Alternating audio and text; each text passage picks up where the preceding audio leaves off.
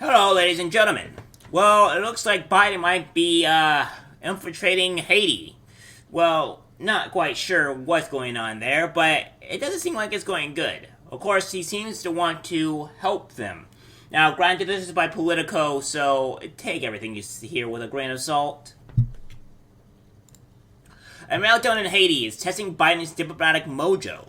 President Joe Biden has spent significant time rebuilding relationships with foreign governments that felt burned by Donald Trump, and that's paid off as allies have stepped up in places like the war-torn Ukraine, but friends are hard to find on Haiti.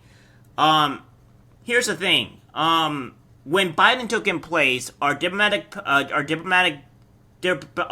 actual diplomatics failed with China. They failed with Russia, which most likely ended up with the war in Ukraine. They failed with Saudi Arabia, and they're now selling oil to China. And we are not on good terms with North Korea anymore. So the fact that he tried to fix things that were burned by Trump, by the way, has failed massively. There has not been more countries that hate us more than when Trump was in office. So yes, please spouting that type of lie. A spiraling political security and humanitarian crisis in the Caribbean nation, where violent gangs have increased their power following last year's assassination of a heightened President Jovenel Moise. I think that's how you pronounce it. I apologize, guys, on how I pronounce this. Has Washington pushing for a multinational security force to stabilize the country, but Biden doesn't want the United States to take the lead, partly because of hating resentment over U.S. past interventions. Well, I mean, I would. There's actually one thing I would agree with about Biden. Yes, I do not think that the U.S. should intervene at all with Haiti, or any other country for that matter. We have problems, huge problems happening in the U.S., and more bigger problems are going to hit the U.S. this year. I think we don't need to spend more money or any type of military stuff or what have you, or any type of intervention in any country until we fix the problems at home. Biden administration officials are asking other countries to step up. So far, they've been met with questions and polite deflections. According to more than a half a dozen current and former U.S. foreign officials, congressional aides, and analysts who describe elements of the conversations to Politico. Among those who have publicly indicated they're unwilling to commit the just yet is Canada, one of America's closest allies. France and Brazil are also in the talks, as our Caribbean government said, a senior Biden administration official, and the others monitoring the issue. The crisis illustrates the limits to the Biden administration's highly touted allies and partner strategy to deal with the global crisis.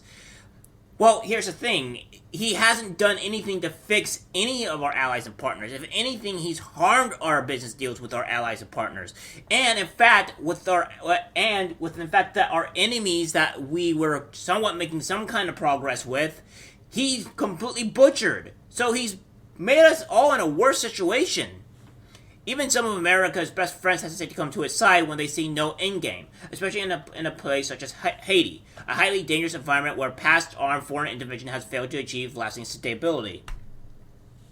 Yes, we have a lot of people that are in Haiti that actually don't like our country. So honestly, in all honesty, I would say fuck them, because I don't care. I don't want to deal with them. They don't like us as a country, so let's just not help them.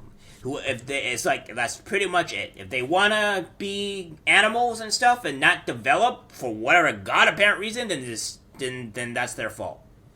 On a purely political level, if Biden bungles his response to Haiti, that could hurt Democrats already struggling in Florida. Home to many in the Haitian diaspora, a failed U.S. effort to rally other countries also carries larger global risks. It can also lead to Haitian migration spike and turn Haiti into a bigger international nexus for smuggling and other crime.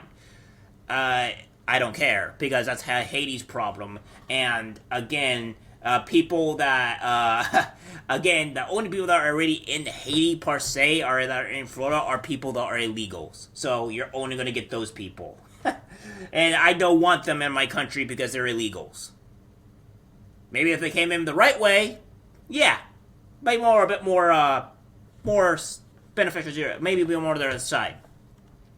Biden aides insist it's way too soon to write off the effort to mobilize allies. They note that the countries being approached aren't saying no, they just have serious qualms about putting their security forces' lives at risk, and they want details publicly committing to anything, especially leading an intervention force. What they're saying is like, alright guys, what's the plan? The senior administration official said. The problem is that nobody really believes that you can restore order and leave quickly, said Richard Gowan, an international crisis group specialist on the United Nations, where has been following Haiti-related discussions. Haiti may have a troubled history, but the situation here today is exceptionally dire. Congressional aides and former U.S. officials use terms such as hellscape and utter horror. Many requested anonymity because they were not authorized to speak on the record or able to more candidly describe sensitive conversations. Haitians are just getting killed; they're being tortured, raped, and maimed. Gangs control some 60% of the capital, Port-au-Prince, and their lengthy blocking of a major fuel terminal and other areas has deepened economic misery, exacerbated hunger crisis, and allowed cholera to reemerge.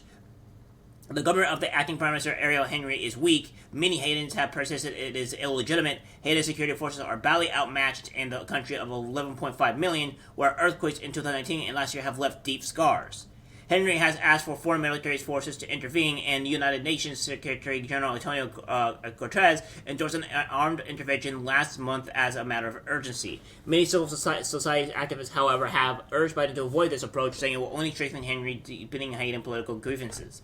As I said before, I don't think we should intervene at all. Let that place just kind of sort itself out.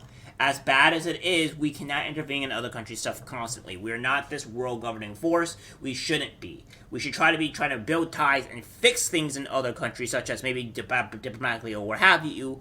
Maybe if it serves maybe if it has some type of threat to us, but to other countries, no. It's not really our job or our job to be a huge force of the changing the countries.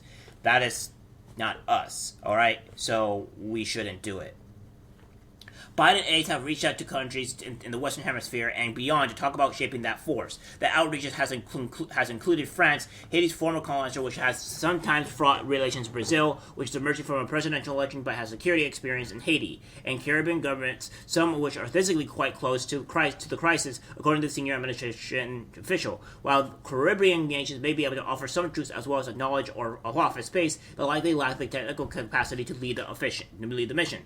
A UN peacekeeping force is not considered a serious option because such troops' past presence in Haiti has been blamed for epidemics of sexual abuse and cholera. I feel that's how you pronounce that. So yeah.